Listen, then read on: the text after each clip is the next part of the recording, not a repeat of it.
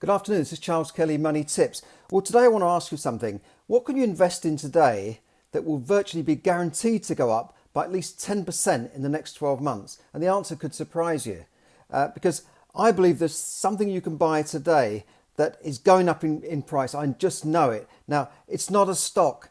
I'm not talking about a property. I'm not talking about buying gold or cryptocurrency. I'm talking about something very, very simple that you probably buy every month. Now, what's the purpose of investing? When you invest in something, the idea is to buy something, an asset or an investment class that you think will go up in value over time, right? You wouldn't buy an investment today that you thought would go down in value or you would lose money. The idea of investing, I'm not talking about putting your money in the bank. I'm talking about investing in something like an asset that you think this is going to go up in value or this is going to give me a dividend or an income over the period of time. You're investing to make money. So what can you buy that we know is going up in value? Well, look, I've talked about it all this week. Inflation is pushing up the price of everything you buy in your supermarkets on a daily basis, from food to cleaning items. And what is the rate of inflation? Well, the official rate of inflation here is around 4%. In America, they're looking at over 5%. But Peter Schiff, the investment guru and long-term investor and writer, said that if you applied the inflation figures the way that the governments calculate inflation nowadays, if you applied the way it was calculated in the 1980s to today's figures, now remember in the 1980s we had high inflation, 10-15%. If you applied the same way they calculated inflation today as they did 30 or 40 years ago, the inflation rate today would be over 15%. So they've manipulated and fiddled the figures and taken certain things out to make it look like inflation is not really what it is. Whereas we know, if you're going out and buying stuff, we know that inflation is higher than 3 or 4%. Things are going up much, much faster, sometimes by 50%. So in other words, like today, I was out buying some household goods, right? Just things like this: toothpaste, bleach, washing dishwasher tablets, soap and cleaning stuff and all this sort of stuff. Now, I've got a local pound land. I can go and buy this for £1. But how much longer will this be £1? I don't think it'll be very, very long before this will be probably in the £2 section. There's an old joke about Poundland. People going in and saying, how much is this? You say £1. How much is this? £1. And everything used to be £1. They said, what are you asking for? But it's not true now. Now certain things are going up to £2 and £3 and £5. So I think within the next few months, prices of these goods will go up by more than 10%. I would expect something like this maybe, instead of selling for £1, they're either going to reduce the packaging to that size, so you're effectively paying £1.50. Bleach is going to go up, soap powders. And in fact, we know this because one of the biggest manufacturers of household goods, Procter and Gamble, is one of the largest consumer companies that you've probably never heard of in the world, has revenues of 76 billion, employs 100,000 people. They make everything from Crest toothpaste, Gillette razors, Pampers nappies, Ariel soap powder. Everything, most of the things you can see in the shop are made by Procter and Gamble, and the other companies are companies like Unilever and Nestle that make all these household goods, staple goods, and these companies make money year after year, come rain or shine, boom or bust. They're always making money, which is why people like Warren Buffett invest in companies like this, because they're an evergreen staple company, boring kind of company really, but they'll always make money. Now they've announced that their products will be going up in price, and you can check this yourself because of things like increased shipping costs, manufacturing costs, all these things, that their products will soon go up in price. So I would expect to see a lot of these things going up very, very soon. Now, even though these companies have probably been able to buy their raw materials and buy their shipping costs well in advance, so they're not suffering anything at the moment.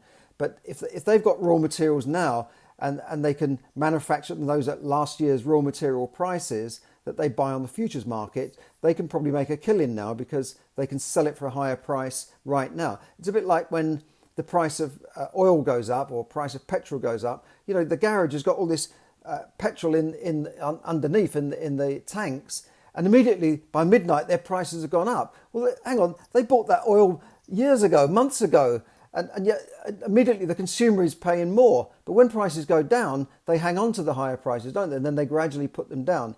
So what I'm saying is, if you wanted to make money now, if you were able to buy this today at 10% cheaper than it will be in a few months' time, and you put it away and keep it, then you are making 100 times what you would make on your bank deposit account, because your bank deposit account is paying you just over 0.1%.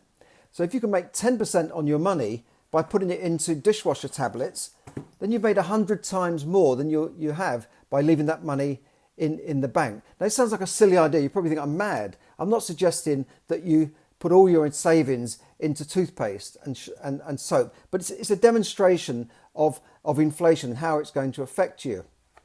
Years ago, when I had a busy business and an office, and we were dealing with a lot of postage and sending stuff all over the place by post, I remember a time when Adam Crozier took over the post office, and he was changing everything, sacking everybody, cutting down the number of deliveries and collections and all this sort of stuff, and putting up prices. And there was a time when prices we knew were going up by 30%. Stamps were literally the next month, they were going up by 30%. So I thought, well, hang on, this is going to affect our costs. So I went out and I bought £1,000 worth of stamps. It sounds a bit crazy. Nowadays, I would never use £1,000 worth of stamps. But in those days, that was probably our postage usage over a couple of months. So I just bought as many stamps as I could. And immediately that was a profit of 30%, a money saving of 30%. Now, I couldn't make that in the bank. I probably couldn't make that in a stock or a share or even a property in that period. Now, obviously, you can't put all your savings into, you can't scale this up to make a lot of money, but you can stock up on things now to avoid future cost prices. Now, is this panic buying? Well, no, I don't think it is panic buying. It's investing. You know, when investors and banks think that the price of gold is going to go up and they buy all the gold they can, that's not considered panic buying. That's considered sensible investing.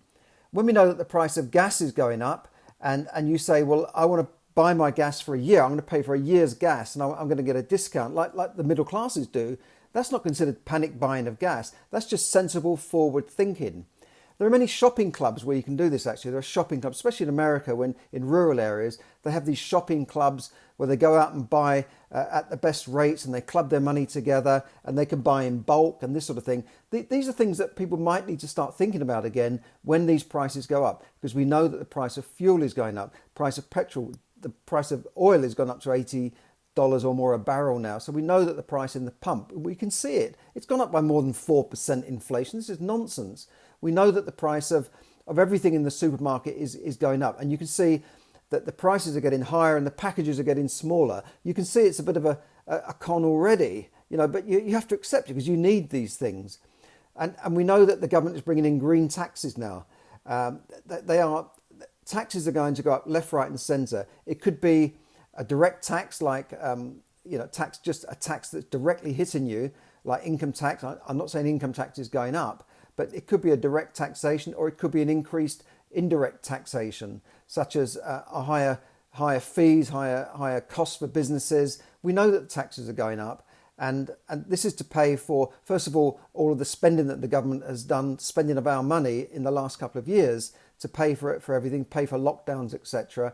And also for this green agenda that let's face it, a Conservative government is bringing in a green agenda that is more akin to the Green Party or a far left party. You know, they're even taxing people now. They will be taxing people on mortgages.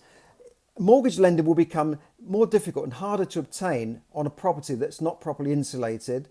Mortgage lenders have been told that they must discriminate between people who are buying properties that are less insulated and perhaps don't reach the lesser, what do you call this thing, the energy performance certificate. It's got to be a C or above, which most properties don't even achieve, particularly older properties.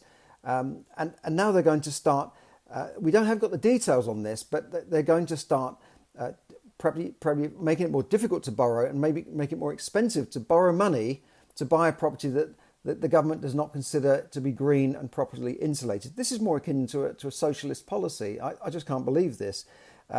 Rishi Sunak has also announced that big manufacturers will be also facing tax and more red tape according to its green agenda. Now that's not going to encourage companies to stay here and build stuff in the UK in the post-Brexit, let's build back Britain, let's get more jobs for British people and all this sort of stuff. Let's have more trade agreements. Well, it's all right having a trade agreement, but if you're just importing more stuff, that's not any good for the country. You want to be manufacturing here and making more stuff here. Meat is going to become more expensive. The government want to encourage us to eat less meat, believe it or not. They're telling us now, talk about the nanny state, they're telling us what we can eat. They want us to eat more synthetic types of foods and meat alternatives. And we don't even know what is in this stuff. It could be a lot of rubbish that we're eating. At least you know if it's meat or vegetables, you know what that is. But I don't know what's in a vegetarian sausage, really. What is corn anyway? Is it really healthy? Do we know that it's going to be really good for us over the next 30 years? We don't really. At least we know where we are with the good old meat and two veg, as they say.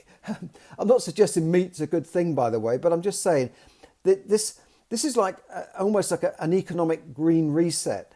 Everything is changing. Digital currencies are coming in. They're going to try and phase out cash, and certainly costs are going to go up. So whilst I'm not saying that you can invest all your money in toothpaste, what I am saying is if you want to stock up on non-perishable items, then you can save yourself quite a lot of money over the next couple of years. Obviously, it's not enough money to make a huge difference to your life. It's not going to make you a fortune unless you're a business and you're cornering the market in something and then you're going to sell it on the market stall in 6 months' time. I'm not suggesting you do that, but I'm just saying if you've got money sitting in the bank, and you haven't got credit card debt because you ought to clear that credit card debt first, but because that's costing you 16% per annum. But if you've got money sitting in the bank, then why not go out and stock up on non-perishable items? It's not panic buying, by the way.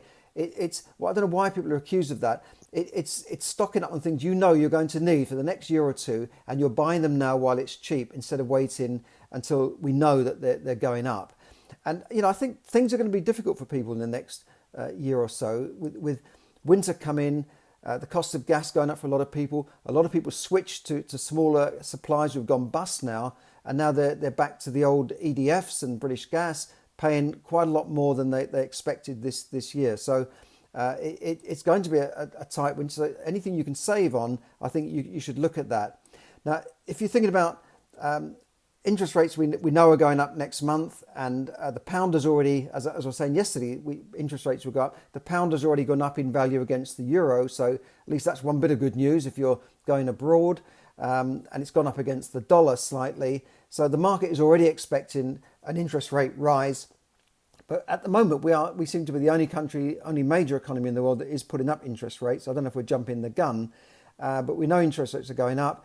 And we know that stocks and shares could face a downturn or a correction, as the Bank of England have warned. The Bank of England have said this, not just me.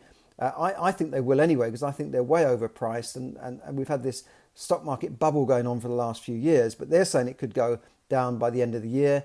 They also put out warnings on cryptocurrencies. So just be careful what you invest in. If you think you don't invest in stocks and shares, take a look at your pension fund.